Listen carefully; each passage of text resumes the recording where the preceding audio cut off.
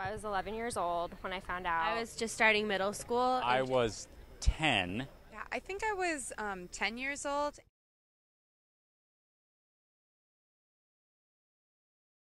It was a beautiful day until 8:46. The World Trade Towers were crumbling, then the Pentagon, and a plane went down in rural Pennsylvania. We had touched tragedy before, or at least brushed by it, but this felt different. This was aimed at America, and it had penetrated deep into our collective American heart. Together, we shuddered at the sights and at the sounds. I was in 6th grade, and I found out because my mom picked me up from school because she had to take me to pick up my dad in D.C. I found out when I was in school.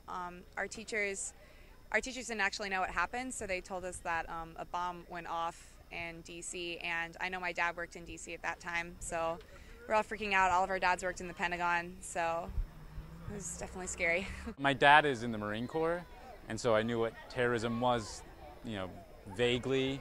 I knew they were the bad guys.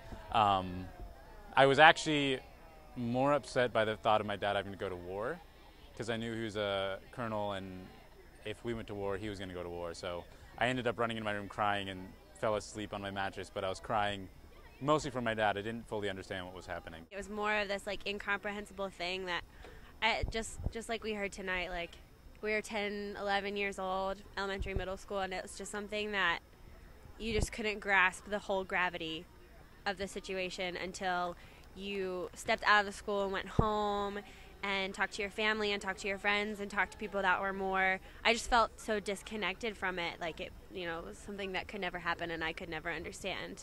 As smoke cleared over Manhattan and Washington and Shanksville, tragedy united us. We were one nation. We rose up together, wounded but resilient. If there's a legacy that we as a nation should cherish from the tragedy of September 11th, it is this: what separates us should always be secondary to what unites us. If we can place in permanent and proper perspective the value of each American, then we can keep the gift from September 11th. If that happens, those lost will have died to create a world better than the one they left. Their lives, their deaths, will shore up the bedrock of a nation like none other. The only honor that will approach their sacrifice is if we unite to change the world.